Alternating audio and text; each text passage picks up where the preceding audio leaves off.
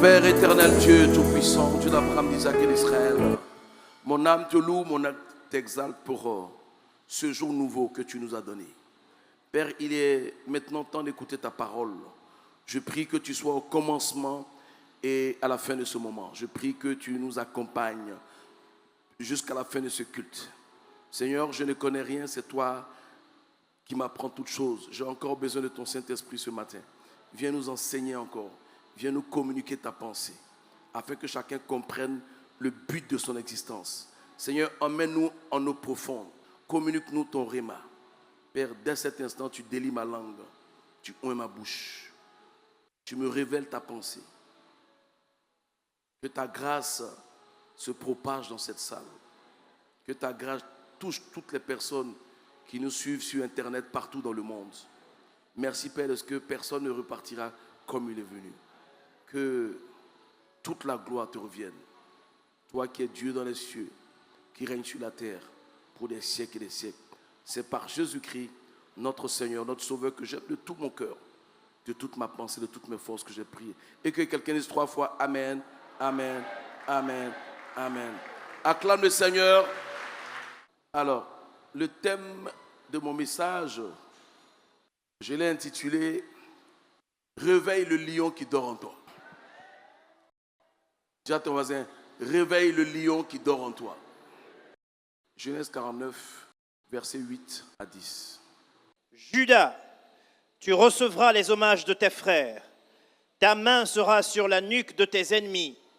Les fils de ton père se prosterneront devant toi. Judas est un jeune lion. Tu reviens du carnage, mon fils. Il ploie les genoux. Il se couche comme un lion, comme une lionne. Qui le fera lever? Le sceptre ne s'éloignera point de Judas, ni le bâton souverain d'entre ses pieds, jusqu'à ce que vienne le Shilo et que les peuples lui obéissent. Alléluia, que Dieu bénisse sa parole. À la fin de la vie de Jacob, il devait bénir ses enfants. Mais cette bénédiction était en fait un testament qu'il laissait à ses enfants en fonction de la façon dont ils ont vécu. Amen. Vous savez que Jacob est devenu Israël après. Et les 12 filles de Jacob représentent les 12 tribus d'Israël. Donc Jacob devait libérer un testament pour chacun de ses 12 fils. Alors, au soir de sa vie, il réunit tous ses enfants. Normalement, chez les Juifs, la prééminence revient à l'aîné. Donc, l'aîné qui était Ruben. Mais il dit à Ruben, Ruben, tu n'auras pas la prééminence. Parce que tu es passé sur la couche de ton père. Mais il ne dit pas à qui il donne la prééminence. Maintenant, lorsqu'il distribue les bénédictions et le testament, on voit que la prééminence revient à Judas. Amen. Mais avant la fin, la prééminence était à Joseph. Parce que Joseph était censé réaliser le rêve de son père. Mais à la fin, il laisse la prééminence à Judas. Donc au verset 8, il dit Judas, tu recevras les hommages de tes frères.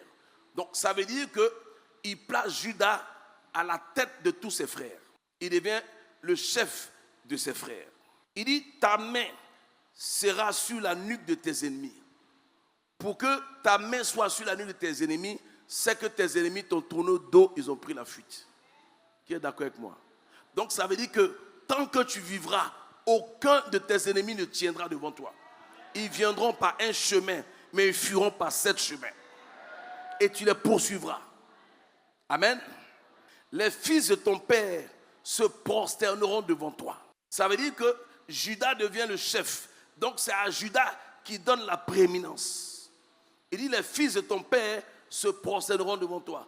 Or, à cette époque, on ne se prosterne que devant Dieu et devant le roi, parce que le roi est le représentant de Dieu sur la terre.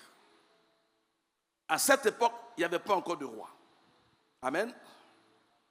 Et toutes les prophéties qu'ils vont donner vont se réaliser. Amen. Verset 9. Judas est un jeune lion. Donc il précise que Judas est un jeune lion. En disant que Judas est un jeune lion, il est en train de dire que votre chef sera très jeune. Amen. Il dit, tu reviens du carnage. Et lorsqu'il disait ça, il était en train de faire allusion à David. Amen.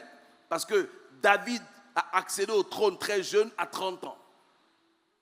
Il dit, tu reviens du carnage. Nous savons que dans la vie de David, il y a eu des moments où il a eu des carnages. Il y a eu des moments où il a fait la guerre, il a tué, il s'est défendu comme il a pu. Il était devenu un mercenaire parce que Saül le poursuivait. Donc, pour qu'il mange, il était obligé d'exécuter des contrats.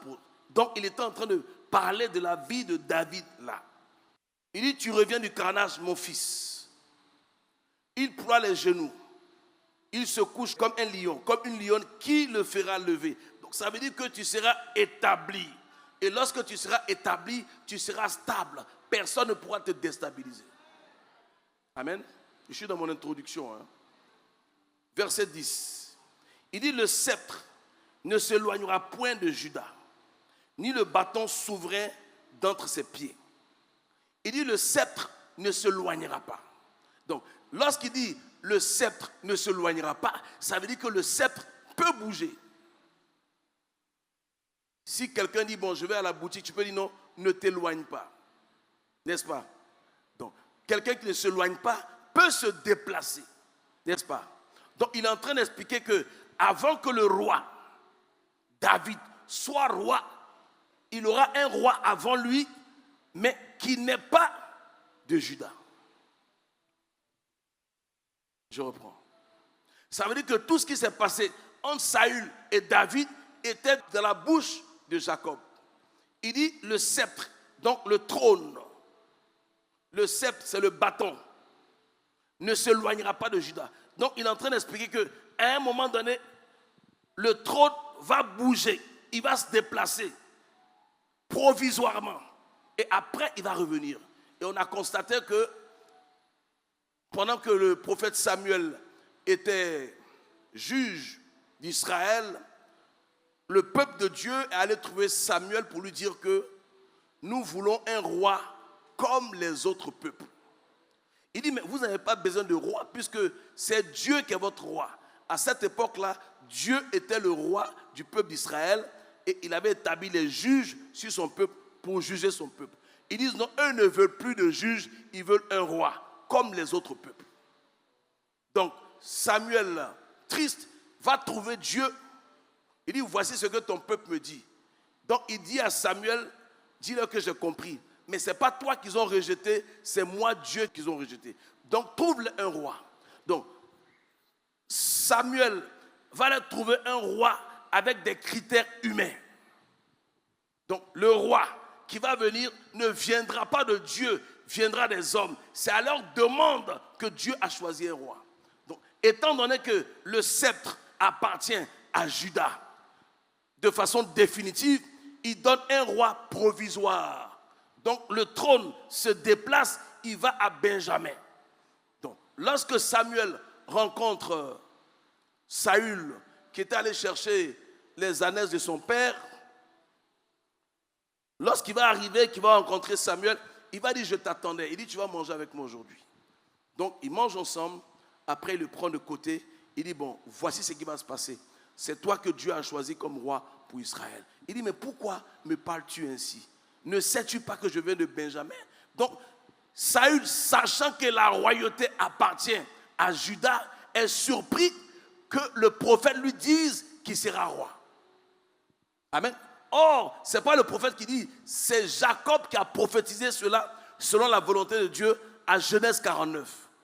Donc lui étant de Benjamin, il ne se sentait pas digne d'être roi. Il dit, c'est le plan de Dieu, tu seras roi. Donc voici comment ça va se passer. On va organiser une cérémonie et on va faire venir les 12 tribus. Et dans les 12 tribus, on va choisir la tribu de Benjamin et on va t'élire toi. Il dit, il a compris.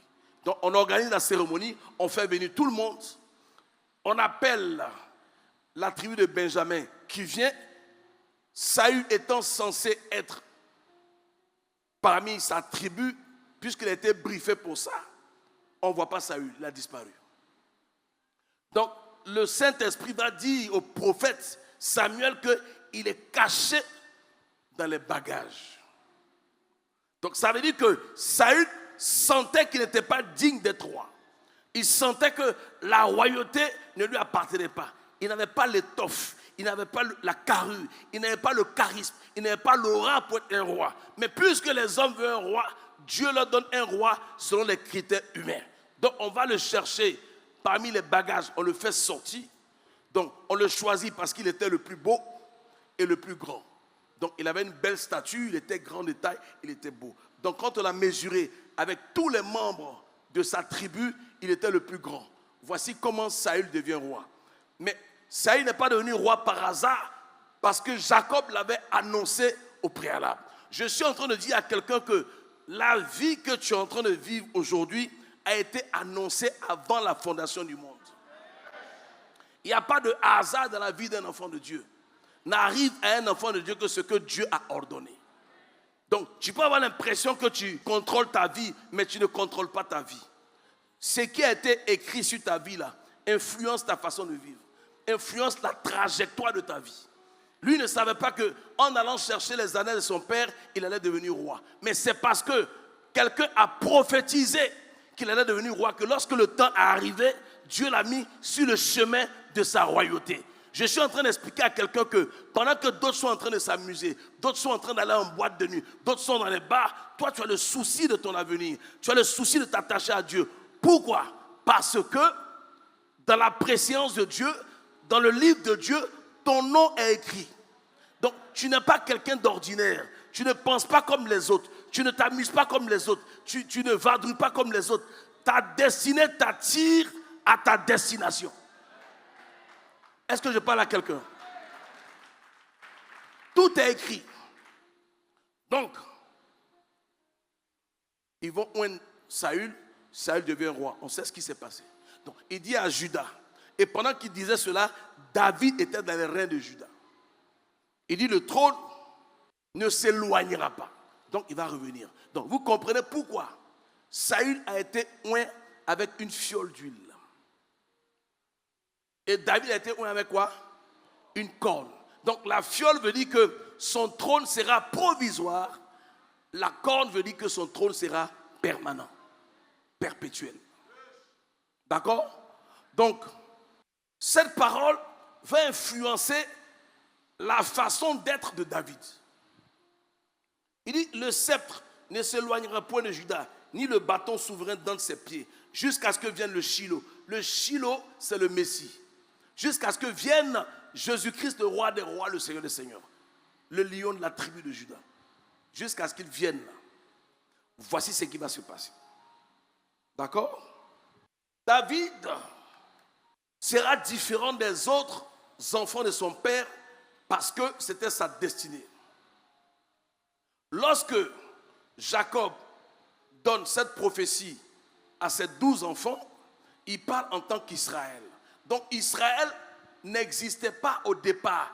Israël va exister en Égypte. Là, ils étaient en Égypte. C'est en Égypte qu'Israël va naître. Donc Jacob, qui est Israël, parle à ses 12 fils qui représentent les 12 tribus d'Israël. D'accord? Maintenant, pourquoi Dieu choisit Juda? Dieu choisit Juda parce que Juda a sauvé Joseph. En sauvant Joseph, il a sauvé Israël qui était son père Jacob. Parce que si Jacob était mort, Israël n'aurait pas existé. Donc Dieu donne le salut à Juda. Donc, qu'est-ce que ça veut dire? Ça veut dire que Abraham a engendré Isaac. Isaac a engendré Jacob. Jacob a engendré les 12. Parmi les 12, Dieu choisit Juda parce que Juda a apporté le salut à Israël. Juda va engendrer David. David va engendrer Jésus-Christ pour le salut du monde. Et Jésus-Christ va nous engendrer et son Père va nous adopter. Voici le processus. Nous nous sommes rattachés à Jésus-Christ parce que nous sommes nés de nouveau. Donc, si nous sommes nés de nouveau, c'est que nous sommes nés de nuit. Parce que Jésus-Christ est le Fils unique de Dieu, n'est-ce pas? Donc, la Bible dit que nous sommes héritiers de Dieu et co-héritiers de Christ. Qu'est-ce que ça voudrait dire? Ça veut dire que nous sommes nés de Christ. Tout ce que Dieu a donné à son Fils unique nous appartient. C'est notre héritage. Si Dieu est riche, nous sommes riches. Si Dieu est grand, nous sommes grands. Si Dieu est prospère, nous sommes prospères. N'est-ce pas? Sauf que nous constatons dans notre vie de tous les jours que nous ne vivons pas le règne de Dieu comme cela avait été promis. Pourquoi? Parce qu'il y a un lion qui dort en toi que tu n'as pas encore réveillé. Je commence mon message maintenant. Ça veut dire quoi? Si David n'avait pas réveillé le lion qui dormait en lui, il serait resté un petit berger. David naît d'une famille pauvre. Il est berger. Mais il n'est pas fier de son statut. Il sent qu'il vaut mieux que ça. Vous savez, le plus important, ce n'est pas de qui tu es né. Le plus important, ce n'est pas de quelle famille tu viens. Le plus important, ce n'est pas ton nom de famille. Le plus important, c'est ton identité spirituelle. Qui es-tu? Qu'est-ce qui a été dit sur ta vie? Parce que la royauté appartient à Juda. Nous sommes nés de Juda parce que Jésus-Christ est né de David qui vient de Juda. Donc l'héritage de Jésus-Christ nous appartient. Mais nous ne vivons pas l'héritage de Christ dans ce monde. Pourquoi? Parce que nous ne sommes pas conscients que nous sommes rois. Il dit que ton règne arrive. Depuis 2000 ans, il a invité le règne de Dieu sur la terre. Le règne de Dieu est venu, les enfants de Dieu ne règnent pas. Pourquoi? Par ignorance. Les vicissitudes de la vie, les difficultés de la vie t'ont fait croire que ce que tu vis là, c'est mieux quand même. Tu n'es pas venu pour vivre quand même. Tu es venu pour vivre la plénitude de la vie de Jésus-Christ. Tu es venu pour vivre une vie épanouie. Tu dois donner envie aux autres de devenir chrétiens. Tu dois faire envie au lieu de faire pitié. Est-ce que je parle à un enfant du royaume? Est-ce que je parle à quelqu'un qui est né pour régner, pour impacter, pour dominer, pour influencer? Tu es né pour régner. Écoute, souvent tu n'as rien, mais tu suscites la jalousie. Pourquoi? Parce que tes ennemis ont vu un lion qui dort en toi. Tes ennemis savent que tu vaux mieux que ça. Tes ennemis savent que la position que tu occupes est trop petite pour toi. Tes ennemis savent que le poste, le travail que tu as ne te ressemble pas. Mais toi, tu te contentes de ça. Tu n'es pas venu te contenter. Tu n'es pas venu t'accommoder. Tu es venu pour impacter, pour marquer ton temps, pour marquer ton siècle, pour marquer ton... Tu es venu pour déranger. Tu dois bouger les bornes. Est-ce que je parle à quelqu'un? Dis à quelqu'un, réveille le lion qui dort en toi. David va donner à manger à ses frères.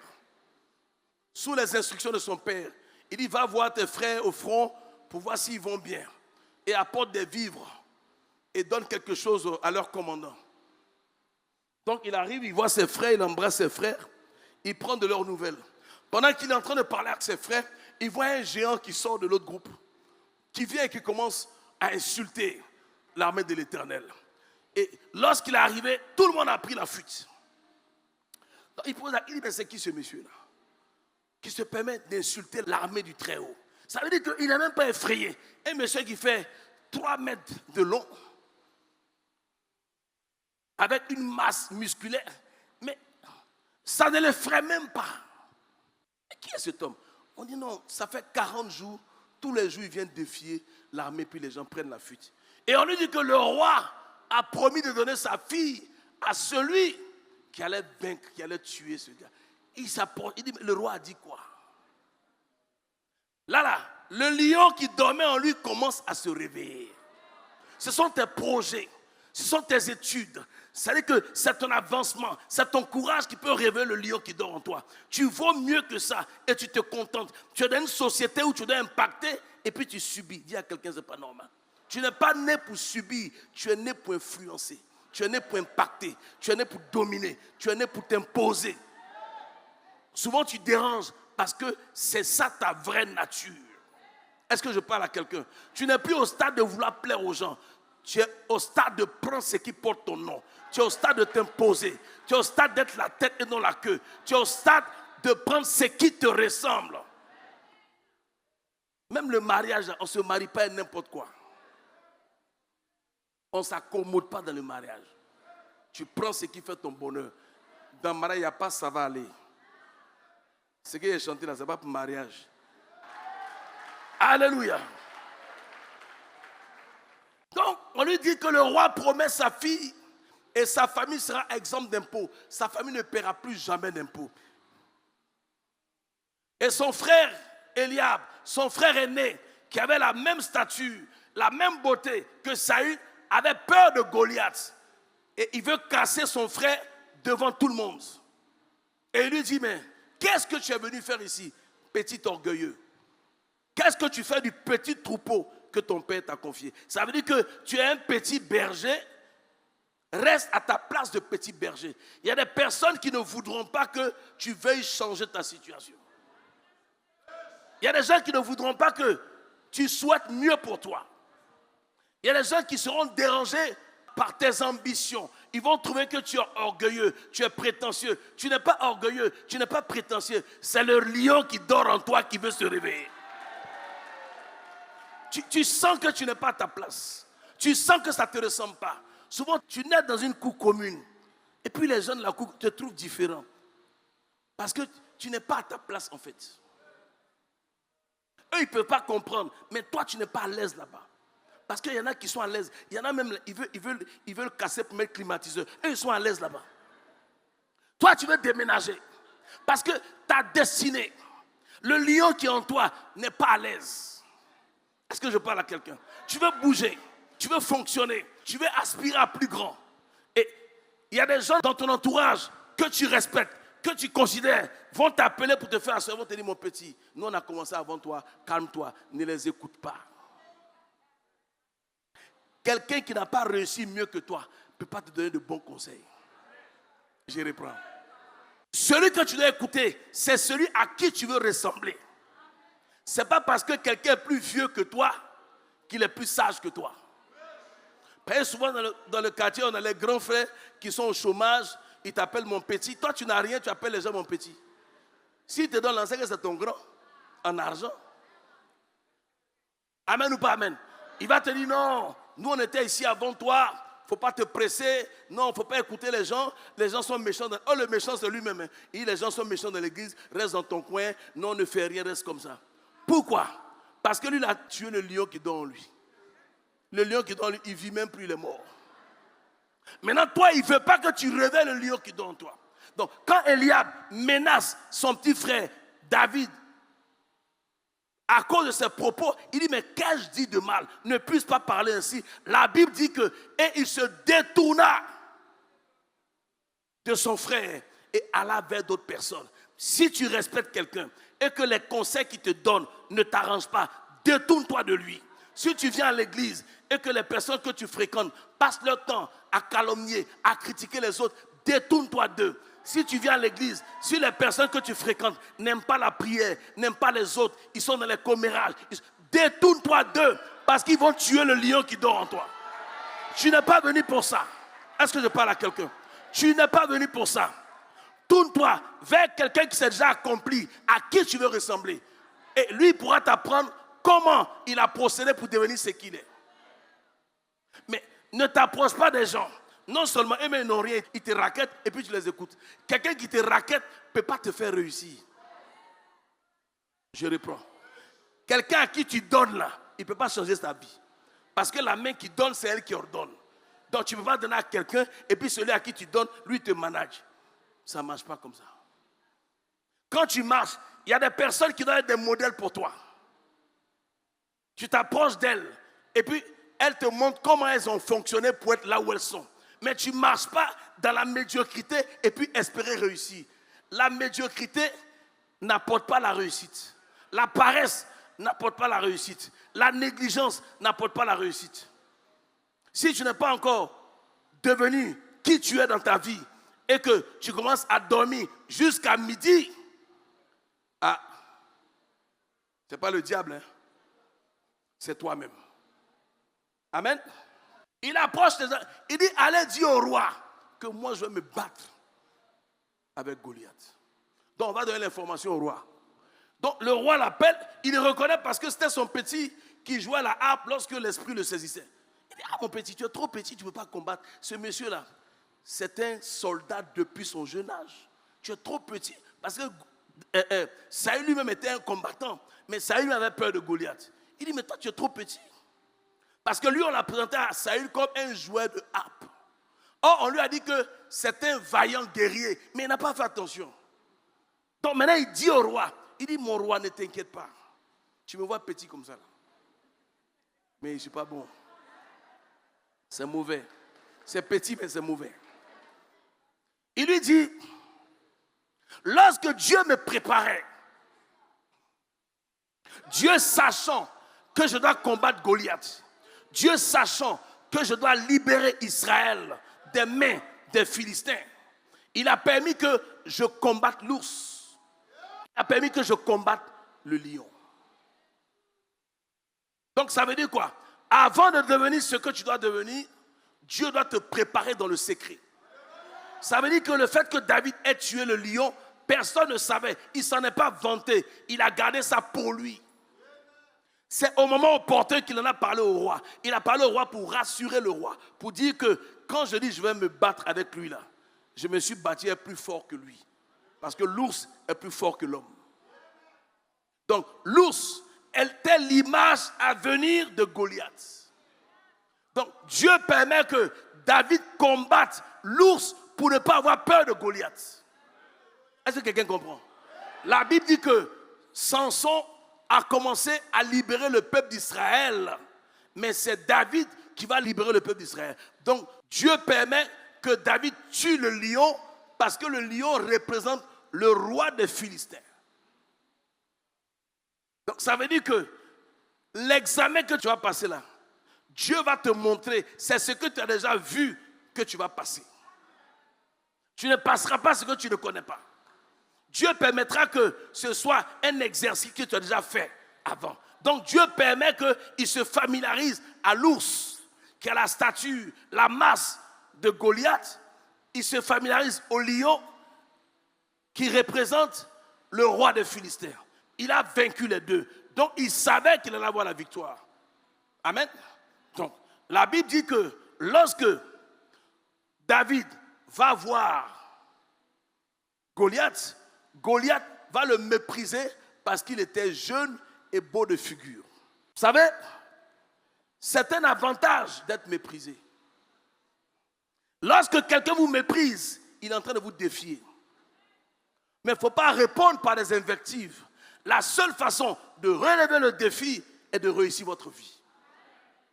Si ton voisin sait que tu es le prochain ou le futur président de la République, sa façon de te saluer sera différente. Vrai ou faux? Donc, il y a des gens qui ne te saluent pas parce qu'ils te jugent à l'apparence. Il dit, vous les hommes, vous jugez à l'apparence, moi Dieu, je regarde au cœur. Donc, comme les gens ne sont pas spirituels, ils méprisent les gens par rapport à ce qu'ils sont aujourd'hui. Mais ils n'ont aucune idée de ce que tu seras demain. Or, il y a un lion qui dort en toi. David, pour réveiller le lion qui dort en lui, lorsqu'il voit Goliath, il dit, tu viens contre moi avec ta lance et ton javelot, mais moi, je vais contre toi au nom de l'Éternel des armées. David sait que de lui-même, il ne peut pas vaincre Goliath. C'est le lion qui dort en lui qui peut vaincre Goliath. Il a besoin du cœur du lion pour vaincre Goliath. Donc il active. Lorsqu'il proclame, il déclare la parole, il ouvre la bouche, il parle, il réveille le lion qui dort en lui. Lorsque Goliath l'approche, la Bible dit que David court vers Goliath. Ce n'est pas David qui court, c'est le lion qui court vers sa proie. Alléluia. C'est le lion qui court vers sa proie. Vous savez, le buffle, il fait 700 kilos. Le lion fait 260 kilos. Mais lorsque le lion voit le buffle, il ne voit pas un animal redoutable qui peut le déstabiliser. Il voit sa proie. C'est-à-dire qu'il le voit en choukouya. Il le voit en repas. Comment tu vois l'adversité de ta vie? Parce que le Goliath de ta vie, là, c'est toi seul qui vas le battre. Personne ne va t'aider. Comment tu vois le Goliath? Lorsque David a vu Goliath, il n'a pas vu le géant que les autres voyaient. Il a vu Goliath comme une opportunité. L'opportunité de ta vie ne peut pas t'effrayer. Je reprends. Les autres voyaient Goliath comme un malheur qu'elle allait tuer. Mais lui voyait Goliath comme le tremplin pour accéder au trône, pour devenir le genre du roi, pour rentrer au palais. Donc, quelle que soit la taille, la forme de Goliath, quand il pense à ses ambitions, quand il pense à ce qu'il veut devenir, mais il veut le traverser même. Goliath ne peut pas être un obstacle pour lui. Goliath ne peut être qu'un pont pour qu'il traverse pour aller au palais. Est-ce que je parle à quelqu'un? Il n'y a rien que Dieu va t'envoyer comme difficulté si tu n'as pas donné la force de vaincre cette difficulté. Ce n'est pas possible. Dieu n'est pas injuste. Il ne peut pas t'envoyer quelque chose qui te dépasse. Toi, tu crois que ça te dépasse, mais il t'a donné des aptitudes, il t'a donné des atouts, il t'a donné des capacités de transpercer, de percer, de dépasser cet obstacle que tu vois. Tu dois aller fouiller en toi, tu dois aller chercher en toi. Il y a un lion qui dort en toi, parce que toi, tu es de la tribu de Juda. Un enfant de Juda est né pour régner. Un enfant de Juda n'est pas venu pour accompagner les autres. Parce que parmi les 12 tribus, la royauté a été donnée à Juda. Et toi, tu viens de Juda. Donc, tu appartiens à une famille royale. Malheureusement, tu n'en es pas conscient. Le buffle, il est plus puissant que le lion. Avec un seul coup de corde, il peut tuer le lion. Mais malheureusement, le buffle, il n'est pas conscient de sa force. Donc, quand il voit le lion, il voit un prédateur. Oh, il est plus fort que le lion. Quand le lion voit une proie. Donc, le problème du buffle, c'est sa mentalité. Malgré sa force, malgré ses avantages, il ne sait même pas de quoi il est capable. Et c'est le problème des chrétiens. Beaucoup de chrétiens pensent comme des agneaux. Or, ce sont des lions. Je reprends. Beaucoup de personnes réfléchissent comme des agneaux. Or, ils sont des lions. Vous savez que le mot brebis, là, les brebis ont existé avant la Pentecôte. Le Seigneur appelait son troupeau les brebis parce qu'il était censé venir sauver le monde en tant que l'agneau de Dieu qui enlève le péché du monde. N'est-ce pas? Donc lui-même c'était un agneau. Mais un agneau qui soit mâle ou femelle ne peut pas mettre bas. Un agneau, c'est un bébé, c'est un enfant. Donc, quand le Seigneur dit, vous êtes mes brebis là, il ne dit pas ça en tant que bélier, il dit ça en tant que berger. Je reprends. Avant la Pentecôte, ceux qui l'appelaient brebis là, il ne les appelait pas brebis parce qu'il est leur père, il les appelait brebis parce qu'il est leur berger. Donc, lorsque Jésus à la croix, avant de mourir, la Bible dit qu'il va sortir un nouveau cri. Il va sortir un dernier cri avant de mourir. Lorsqu'il va crier, après il va rendre l'esprit. Lorsqu'il va crier, il va crier pour libérer le lion qui dormait en lui. Lorsqu'il crie et qu'il libère le lion qui dort en lui, l'agneau meurt. Dis à quelqu'un, l'agneau est mort. L'agneau est mort. Vive le lion. Vive le lion. Vive le lion. Dès que l'agneau meurt, il libère le lion. Donc toi aussi, avant de devenir un lion, tu dois crucifier l'agneau qui t'empêche de t'épanouir. Tu dois le crucifier à la croix. Lorsque ton côté agneau va mourir à la croix, tu vas devenir un lion. Tant que tu n'es pas un lion, tu ne peux pas devenir un roi. Tant que tu n'es pas un lion, tu ne peux pas entrer dans ta destinée prophétique. Donc, beaucoup de gens sont des lions, mais ils continuent de penser comme des agneaux.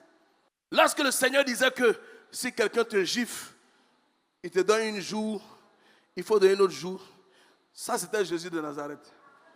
C'était l'agneau. Je vous parle sérieusement. Est-ce que qui peut aller gifler un lion? Ça veut dire que les chrétiens ont un problème identitaire. Ce sont des lions. Parce que l'héritage là, tant que Jésus était un agneau, il n'aurait pas régné. C'est après sa mort, sa résurrection qu'il a dit que tout pouvoir m'a été donné. Avant ça, il n'avait pas le pouvoir. Avant ça, on l'a frappé, on l'a humilié. On peut faire ça à un agneau, on ne peut pas faire ça à un lion. Tu subis parce que tu es encore un agneau. On se fout de toi parce que tu te comportes comme un agneau. Vous savez,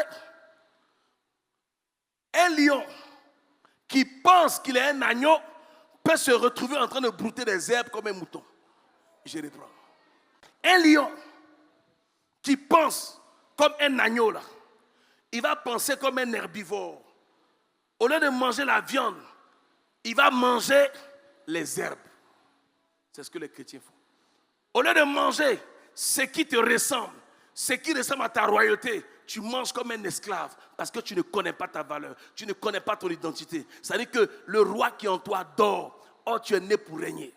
Il dit que ton règne vienne. Le règne est venu. Le règne est établi. Tu as laissé ton règne à des païens. Tu as laissé ton règne à ceux qui ne connaissent pas Dieu. Parce que le lion qui est en toi dort encore. C'est-à-dire que l'agneau que tu étais avant s'impose encore à toi.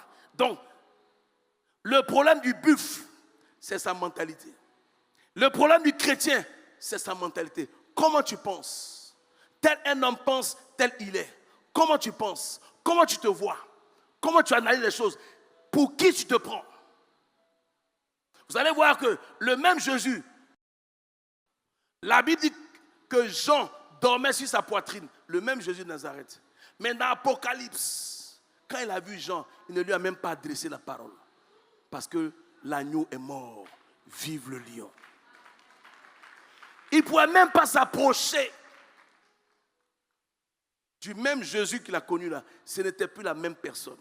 Et je suis en train de dire à quelqu'un, tant que le lion dormira en toi, l'agneau va régner dans ta vie. Et si l'agneau règne dans ta vie, tu n'auras aucun charisme, tu n'auras aucune aura. Personne ne va te comprendre parce que tu es un agneau. L'agneau a un destin, le lion a une destinée. Le destin de l'agneau là, la Bible nous dit que il s'est tué comme un agneau qu'on amène à la boucherie. Le dessein de l'agneau, c'est d'être tué et d'être mangé. Nous sommes dans une société de prédateurs. Nous sommes dans une société où il y a une chaîne alimentaire. Si tu es un agneau, on te mangera. Mais si tu es un lion, tu seras à la tête de la chaîne des prédateurs. Maintenant, toi-même, quand tu te regardes, tu es un agneau ou bien tu es un lion. Agneau, là, tu ne comprends pas bien. Tu es un mouton ou bien tu es un lion. C'est bien de le dire, mais dans tes attitudes, dans ton comportement, on voit quoi? On voit un mouton ou bien on voit un lion? Parce que le lion, il mange un mouton. Qui penses-tu que tu es? Par contre, le lion, il a une destinée. Sa mentalité l'amène à façonner sa façon d'être. Sa mentalité l'amène à façonner sa façon d'être pour rentrer dans sa destinée et devenir ce qu'il doit devenir. Or, l'agneau, il est né pour subir. Il est né pour être mangé. Et même quand on l'égorge, il ne se plaint pas. C'est sa nature. C'est comme ça que les chrétiens sont. Or, nous ne sommes pas les brebis. Les brebis du Seigneur, ils étaient avant nous. Nous, on est venus après la Pentecôte. Après la Pentecôte, il n'y a plus de brebis, il n'y a plus d'agneau. Parce que l'agneau est mort, vive le lion. Il faut que vous compreniez ça. Si tu te prends pour une brebis, tu vas avoir un comportement de brebis. Or, une brebis, c'est un mouton. Un lion à la tête d'un troupeau de moutons sera toujours vainqueur. Mais un mouton à la tête d'un troupeau de lions sera toujours vaincu. Qu'est-ce que je veux dire? Même parmi les lions, tous ne sont pas chefs. Parce que tous n'ont pas la même mentalité. Celui qui devient le chef là, c'est le plus audacieux, c'est le plus fort, c'est le plus courageux. C'est lui qui devient le chef. Donc, même si tu es un lion et que tu ne t'imposes pas dans ton environnement, tu ne peux pas régner. Le règne dont Dieu te parle là, c'est dans ton travail, c'est dans ton environnement, c'est dans ton gouvernement, c'est dans ta société, c'est dans ce dont tu sais faire. Tu es appelé à régner. Mais est-ce que tu règnes? On ne te respecte même pas parce que tu ne fais pas peur. Le lion, sa force est cachée à l'intérieur de lui. La force du lion, c'est son rugissement. Lorsque le lion rugit, ça peut faire plus de 8 km. Donc, le rugissement du lion doit être considéré comme son aura, comme son charisme. Toi, ton aura se limite à quel niveau? Ton charisme se limite à quel niveau? Au travail, à la maison, dans le quartier. Vous voyez les chefs de quartier là, leur aura s'arrête dans le quartier. Les présidents des syndics là, ils sont présidents dans le quartier. Toi, ton aura là, ça va jusqu'à où? Vous savez, même l'aura, elle dort en nous. Quelqu'un qui ne s'est pas encore accompli, son aura ne sort pas. Vous n'avez pas remarqué? On peut dire telle personne, bon, on peut dire Arafat, il avait une aura, mais Arafat n'est pas né comme ça. La première fois que j'ai vu Arafat, il avait peut-être 4 ans ou 5 ans. Mais il ne ressemblait à rien. Pourtant, cette aura était en lui, mais c'était le lion qui dormait en lui. Mais lorsque ton talent, ton potentiel te révèle, ça révèle le lion qui est en toi. Donc, à partir du talent, du potentiel que tu as, les gens commencent à te remarquer. Et plus tu es bon, plus tu te tends. Plus tu es bon, plus ta renommée s'accroît.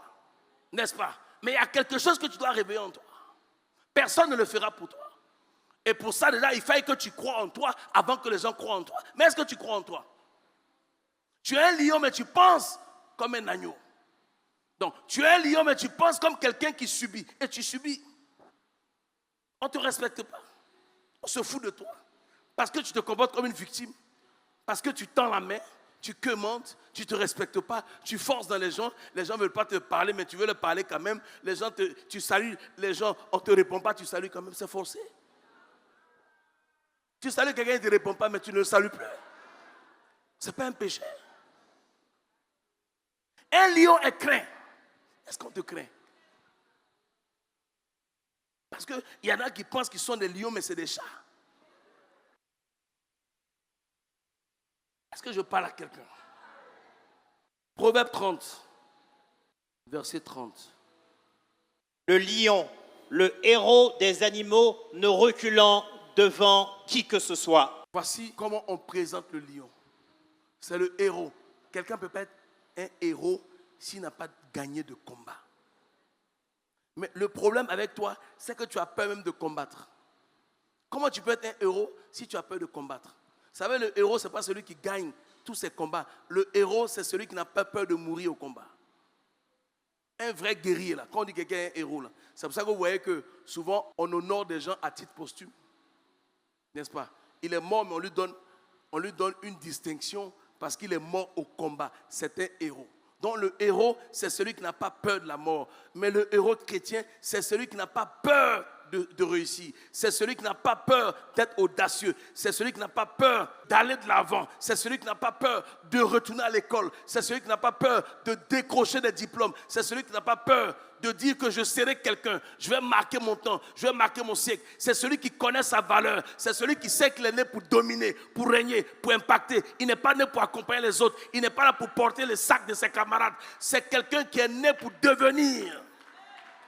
La Bible dit qu'à tous ceux qui l'ont reçu, il leur a donné le pouvoir de devenir. Il te donne le pouvoir de devenir ce que tu veux devenir. Aujourd'hui, je t'annonce qu'il y a un lion qui dort en toi. Tu dois le réveiller. Tu dois le réveiller. Parce que Dieu est poli par excellence. Ce que tu ne lui demandes pas, il ne te donnera pas. Le lion dort en toi, il s'ennuie. Mais l'agneau doit mourir. Et l'agneau doit mourir à la croix. Mais toi, tu vis encore avec l'agneau. Tu penses que être mouton, c'est être humble. Tu penses que accepter que tout le monde te marche dessus, c'est ça être chrétien. Je suis désolé. Un chrétien est un lion. Parce que Jésus-Christ lui-même, là, il est le lion de la tribu de Juda. Donc, nous sommes des jeunes lions qui sont nés de lui. C'est le lion qui s'accomplit, qui devient roi. Donc, vous êtes des princes. Donc, vous ne devez pas avoir un comportement d'agneau. Parce que l'agneau et le lion ne sont pas de la même espèce. Vrai ou faux? Parce qu'à la fin, celui qui reste là, c'est le lion, ce n'est pas l'agneau. Vous verrez qu'après que Jésus-Christ ait été crucifié à la croix, on ne parle plus d'agneau. C'est le lion. C'est le lion. Et ce qui fait la force du lion, c'est qu'il n'a peur de personne. Mais les chrétiens sont peureux. Apocalypse 5, Verset 2 à 5, c'est mon dernier verset. Et je vis un ange puissant qui criait d'une voix forte, qui est digne d'ouvrir le livre et d'en rompre les sceaux. Et personne dans le ciel, ni sur la terre, ni sous la terre, ne put ouvrir le livre ni le regarder. Et je pleurais beaucoup de ce que personne ne fut trouvé digne d'ouvrir le livre ni de le regarder. Verset 5. Et l'un des vieillards me dit, ne pleure point, voici le lion de la tribu de Juda, le rejeton de David a vaincu pour ouvrir le livre et ses 7 sceaux. Alléluia. Il a pu ouvrir le livre, pourquoi? Parce qu'il a vaincu. Tu as un Goliath que tu dois vaincre. Personne ne fera ce combat pour toi. Le combat qui te fait respecter là, c'est toi-même qui vas le mener. Le combat qui t'amène dans ta destinée prophétique, c'est toi qui dois le mener. Donc, ton attitude en société va déterminer ton devenir demain. Si tu es une personne qui se mélange à tout le monde, tu es une personne qui se banalise, tu es une personne, tu ne te mets pas en valeur, tu ne peux pas être valeureux. Est-ce que je parle à quelqu'un? C'est en fonction de ta façon de te comporter en société qu'on te choisit. Et ça, beaucoup de gens ne le comprennent pas. Quand tu es un lion, tu dois avoir une attitude. Écoutez, le lion, sa force est dans son regard. Il a un regard effroyable. Pourtant, le lion, il ne voit pas bien la nuit. Hein. Mais il te fraie quand il te regarde. Mais ça veut dire que souvent les gens disent du mal de toi parce qu'ils n'ont pas peur de toi. Les gens, ça veut dire qu'ils te manquent de respect parce qu'ils savent qu'il n'y a pas de conséquences. Celui qui te manque de respect doit assumer. Ne cherchez pas à vous faire aimer, cherchez à vous faire respecter. Parce que c'est celui qu'on respecte qu'on suit, ce n'est pas celui qu'on aime qu'on suit. Ce matin, tu dois te dire, je suis un agneau ou je suis un lion. Ton comportement même là te décrit. Tu es quoi, un agneau ou un lion? Comment tu te comportes dans ton travail? Comment tu te comportes? Dans ton travail, tu te comportes comme un agneau ou comme un lion? Dans ton travail là, tu es en train de rapporter sur tout le monde ou bien tu es en train de travailler pour avoir ta promotion? Qui es-tu? Un agneau ou un lion? Les chrétiens ont un problème identitaire. Ils ne se font pas confiance. Même quand les pasteurs, tu les envoies évangéliser, ils abordent les petites gens parce qu'ils ne se font pas confiance. Ils ne sont pas audacieux. Personne n'est plus grand que sa pensée. Je reprends. Ta pensée est ton baromètre. C'est ta pensée qui te place là où tu es. Socrate a dit, il dit, connais-toi toi-même et deviens ce que tu es. Beaucoup de gens ne sont pas devenus ce qu'ils sont parce qu'ils ne se connaissent pas. Comment tu peux devenir qui tu es si toi-même tu ne sais pas qui tu es? Comment tu peux devenir un lion si tu ne sais pas que tu es un lion?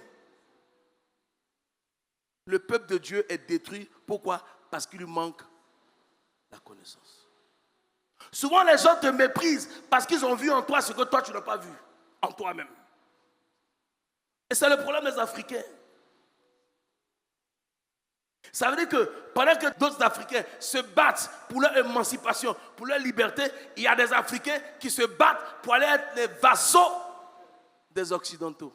C'est deux façons de voir. Il y en a qui sont des lions, il y en a qui sont des moutons. Écoute, le problème du buffle, c'est sa mentalité, donc son état d'esprit.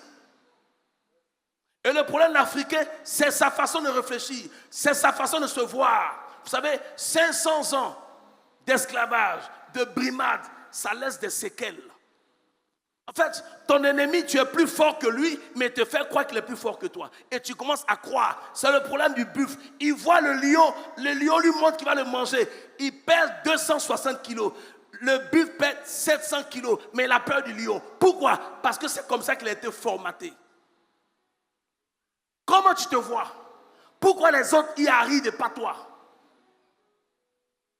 Ils ont un cerveau comme toi. Ils ont 2 bras comme toi. Ils ont 2 pieds comme toi. Pourquoi eux, ils y arrivent et pas toi? Parce que tu es un agneau. Pourquoi tu as peur de réussir? Pourquoi tu n'oses même pas? Tu es dans une société, ça veut dire que tu ne penses même pas avoir de la promotion. Tu as peur de retourner à l'école pour gravir des échelons. Tu as peur d'aller chercher des diplômes. Tu te contentes du peu que tu as parce que tu es un agneau. Lève-toi. Je veux que ce matin, tu réalises le retard que tu as accusé et que tu prennes tes responsabilités. On ne te respectera pas parce que tu es vieux. On te respectera parce que tu as réussi ta vie. Qui es-tu, chrétien? Pourquoi la société ne compte pas sur toi? La Bible dit que Salomon dit qu'il y a quelque chose qui trouve de bizarre. Il voit que les princes sont à terre et les esclaves sont sur les chevaux. Il y a quelqu'un qui a pris ta place dans la société. Il y a quelqu'un qui occupe ton poste. Il y a quelqu'un qui a même volé ton mari. Parce que tu te comportes comme un agneau. Le mari cherche une lionne. Il ne cherche pas une brebis. Qui es-tu? À la fin d'Apocalypse, on n'appelle pas l'agneau immolé. On l'appelle le lion de la tribu de Juda.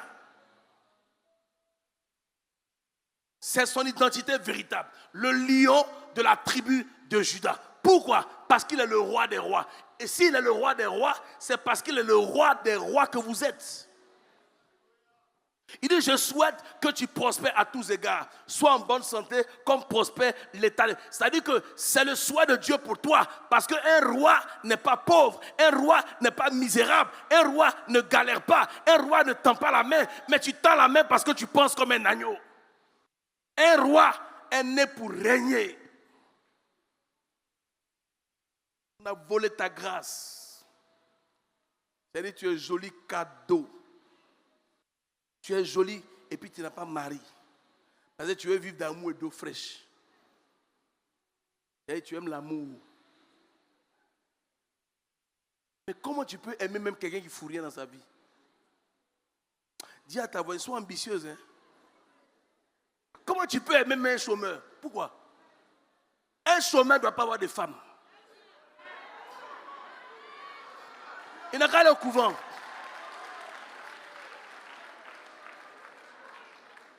Une femme là, on s'en occupe. Dis à quelqu'un, c'est de toi on parle. Je veux que tu te nerves ce matin. Je veux que tu sois... Ah, est-ce qu'il y a un lion ici? Je veux que tu rugisses comme un lion. Rugis comme un lion. Rugis comme un lion. Alors, mais qu'est-ce que c'est? Tu es là et puis on te bafoue comme ça. Dis à quelqu'un, assez c'est assez. Je vais prendre mon bâton de lion.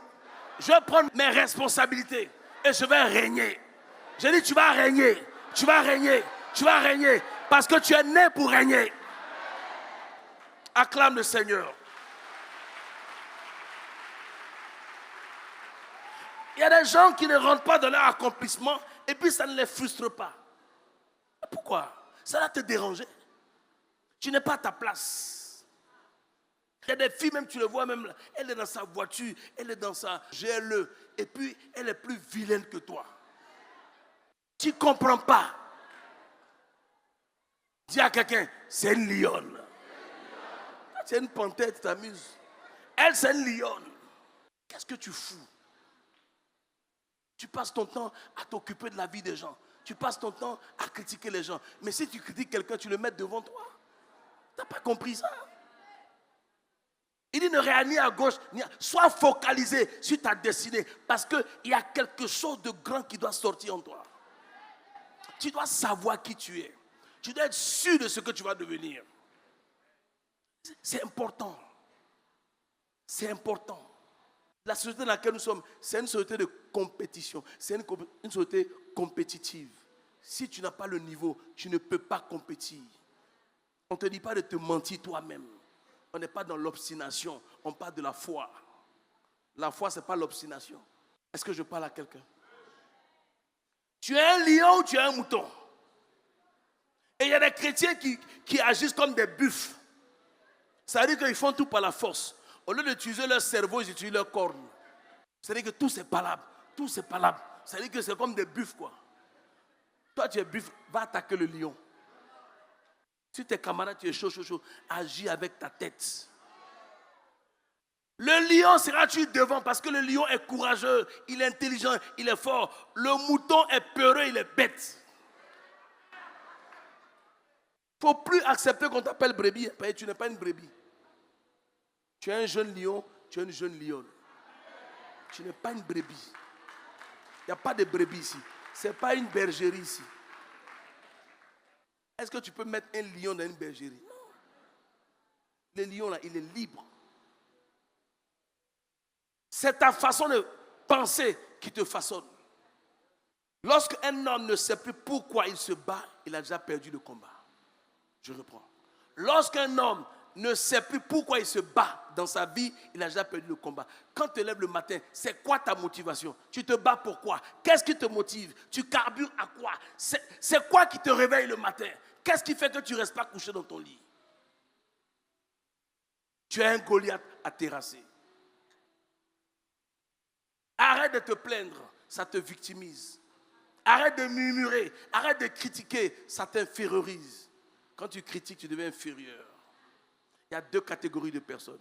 Il y a ceux qui parlent mal des autres et il y a ceux de qui on parle. Toi, tu dois être de la deuxième catégorie. Laisse les gens parler mal de toi. Si ce qu'ils disent est vrai, corrige-toi et avance. Le temps qu'ils finissent de parler, toi, tu t'es accompli. Ne réponds pas à ceux qui parlent mal de toi. Remets-toi en cause. Chaque fois qu'on dira du mal de toi, si ce qu'on a dit est vrai, remets-toi en cause et change. Ne va pas faire des palabres. Il a dit ça, il ne dira plus ça de moi parce que je corrige ma façon d'être. C'est de ça qu'il est question. On ne te respectera pas si tu n'es pas.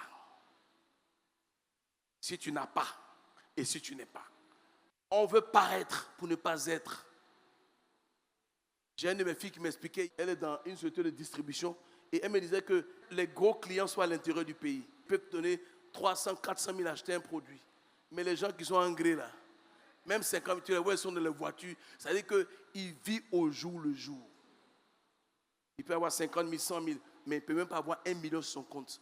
Parce qu'il veut montrer aux gens que tout va bien. Il a son carburant, il a sa voiture, il a 7 cellulaires, il veut paraître. Ce sont des agneaux. Je demande à quelqu'un, agneau ou mouton? Tu ne dois pas avoir un destin, tu dois avoir une destinée. Ta destinée est de réaliser le rêve pour lequel Dieu t'a amené sur cette terre. Il y a beaucoup de gens qui sont au cimetière avec des grands projets, ils ne les ont pas réalisés. Pourquoi? Parce qu'ils ont perdu le temps dans des futilités. À quoi tu carbures? Le respect ne s'achète pas, le respect s'inculque, le respect se prend, le respect s'impose. Si tu n'es pas un lion, personne n'a peur d'un agneau, personne ne respecte le mouton. Le mouton, même s'il est habitué à l'endroit où tu l'attaches là, même si tu détaches la corde, il va rester là-bas. Parce qu'il est bête. Tu es une lionne. Vous savez que c'est la lionne qui va à la chasse. C'est elle qui apporte à manger à la maison. C'est la lionne qui forme ses petits au combat. C'est elle qui les forme. C'est-à-dire qu'une chrétienne doit être une battante. Tu dois avoir une activité forcément. Tu dois avoir un petit commerce. Même si tu as ton petit boulot, il y a quelque chose que tu dois faire. Tu ne peux pas être une lionne et puis tu ne fais rien. Non, non, non, non. Tu n'es pas une lionne. Tu es une panthère.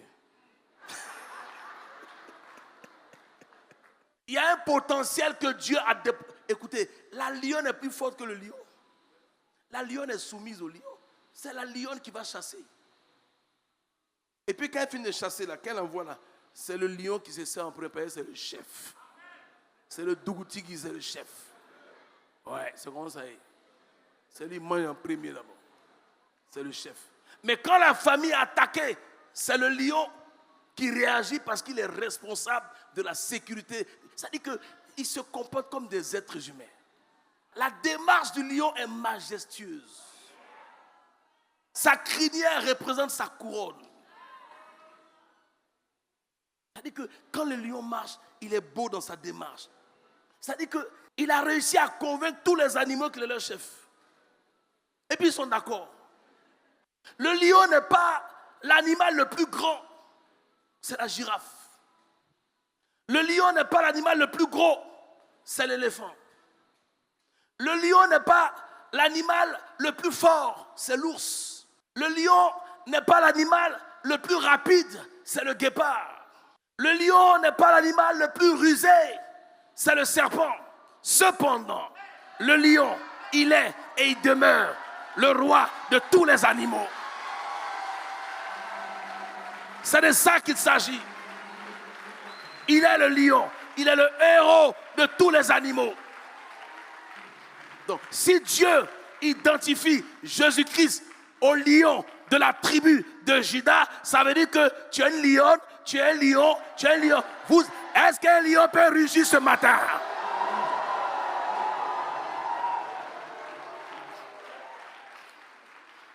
Les gens n'ont pas peur de toi parce qu'ils ne savent pas que tu es un lion.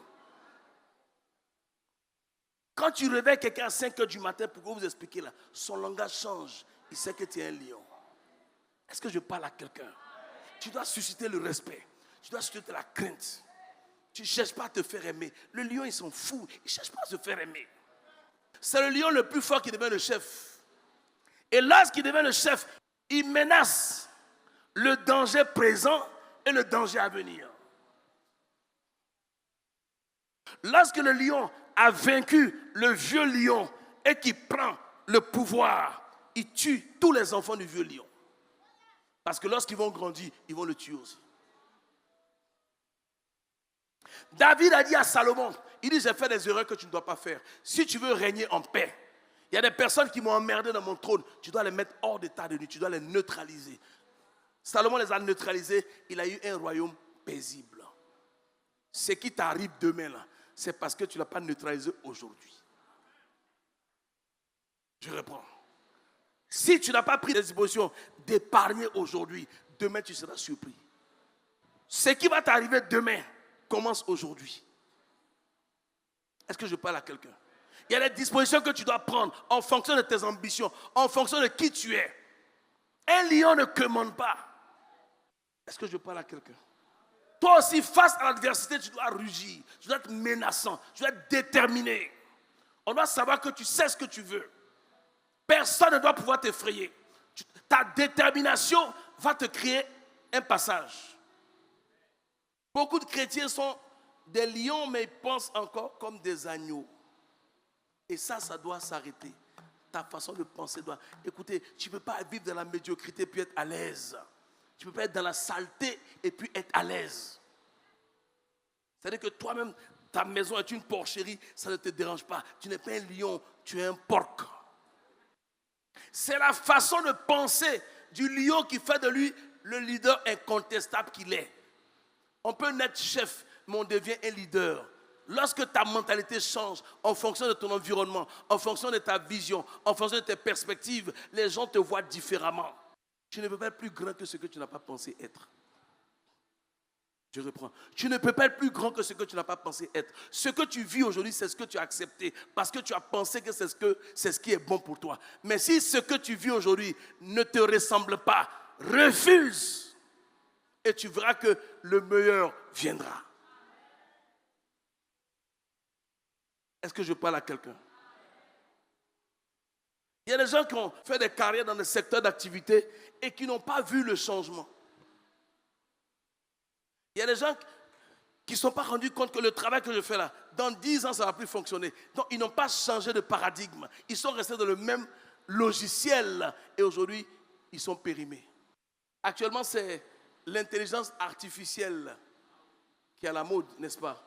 Mais qu'est-ce que vous faites par rapport à ça? Vous êtes sur Internet, béret, en train de critiquer les gens, en train de regarder la vie privée des gens. Un lion ne fait pas ça. Est-ce que je parle à quelqu'un? Le buffle est plus puissant, plus fort que le lion, mais il n'en est pas conscient. Il y a des aptitudes en toi, il y a des capacités en toi, il y a un potentiel en toi, mais tu n'en es pas conscient parce que tu n'es pas audacieux. Tu ne sais pas, tu n'oses pas, tu t'auto-censures, tu penses que les meilleures choses appartiennent aux autres. Mais enfin, pourquoi? Pourquoi tu devrais accepter ça? Pourquoi tu vas avoir un complexe par rapport à un être humain qui va mourir comme toi? Pourquoi? Pourquoi tu vas trembler devant un être humain, fut-il président ou ministre? Pourquoi? Il va aux toilettes comme toi. Pourquoi? Il y a des choses qui ne doivent plus vous arriver. Quand tu vois le lion là, sa fierté même, tu sens même qu'il est effronté. La Bible dit que nous n'avons pas un esprit de timidité. Les timides là, tu es toujours en train, il faut me présenter à telle personne, il faut me présenter à telle personne. Toi, on te présente toujours. Toi-même, va te présenter. Sois audacieux. Et il y a deux réponses. Soit c'est oui, soit c'est non. Si quelqu'un qui ne te connaît pas t'a dit non, ça te fait quoi? On s'en fout. Toi, tu avances. Si ce n'est pas lui, ça sera quelqu'un d'autre.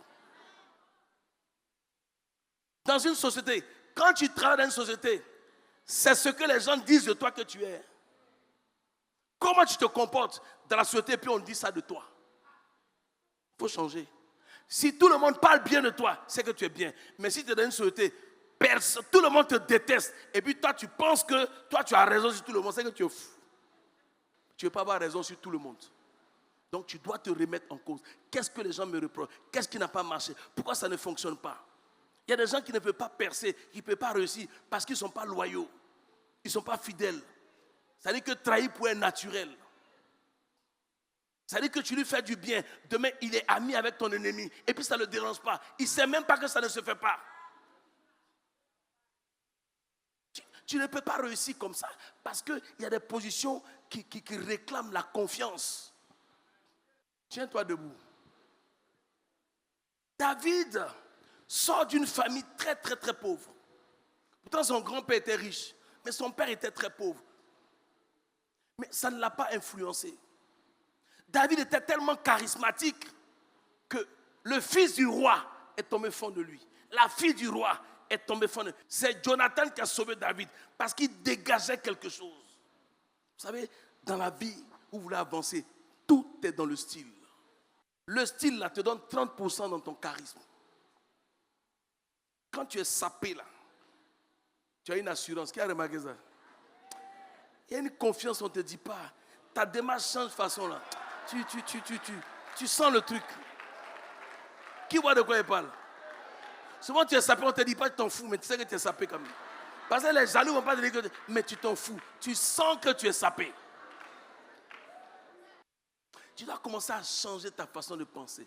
Change de paradigme. Tu dois commencer à voir les choses comme le lion les voit. Pas comme le chat les voit, pas comme le buffle les voit, pas comme l'agneau. Tu n'es pas un agneau. Dis à quelqu'un, je ne suis pas un agneau. Un agneau est une victime. Tu es un lion, tu n'es plus un agneau. Tu es d'accord avec moi? Il ne faut plus réfléchir comme un agneau. Tu n'es pas un agneau. Tu n'es pas un agneau. Refuse d'être un agneau.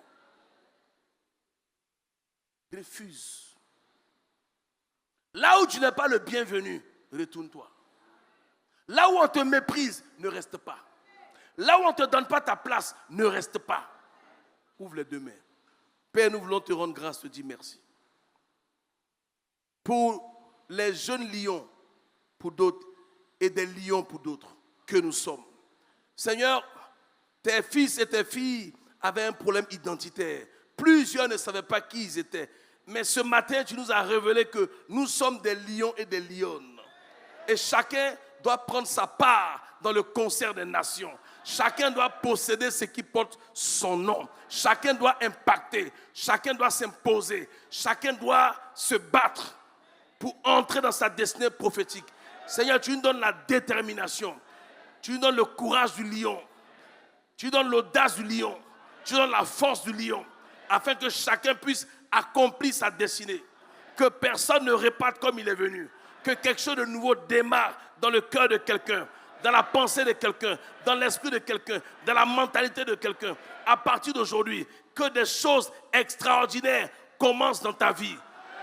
Que des choses que tu ne pouvais pas faire avant, que Dieu te donne la capacité de les faire. Que Dieu te donne la capacité de les faire. Que Dieu te donne la capacité de les faire. À partir d'aujourd'hui, tu passes de l'impossible au possible. Tu passes de l'à peu près au parfait. À partir d'aujourd'hui, tu gagnes tous tes combats. Dieu fait de toi un lion conquérant de la tribu de Juda. Merci Seigneur pour notre destinée que tu façonnes, que tu aiguises. Merci de ce que tu fais de nous, ce que tu veux que nous soyons. Merci de ce que tu impactes quelqu'un. Merci de ce que tu changes la mentalité de quelqu'un. Merci de ce que tu boostes quelqu'un. Merci de ce que tu relèves quelqu'un qui est découragé. Merci de ce que tu relèves quelqu'un qui est abandonné. Merci de ce que tu as agi dans la vie de quelqu'un. Merci de ce qu'une de tes connexions, un de tes fils soutient son frère. Merci de ce que quelqu'un reçoit un coup de fil. Merci de ce que quelqu'un reçoit son financement. Merci de ce que quelqu'un reçoit le crédit qui lui a été octroyé. Merci de ce que quelqu'un rentre dans son accomplissement. Ce qu'on t'a promis, on te le donnera. Je prophétise le miracle de 72 heures. 3 jours ne passeront pas qu'on t'appellera. Quelque chose de nouveau commence dans la vie d'un lion, dans la vie d'une lionne. L'agneau est mort. Vive le lion. L'agneau est mort. Vive le lion. L'agneau est mort. Vive le lion. Je décrète, je prophétise, je déclare que tu ne vas plus jamais subir dans ta vie. Parce que tu n'es plus jamais un agneau.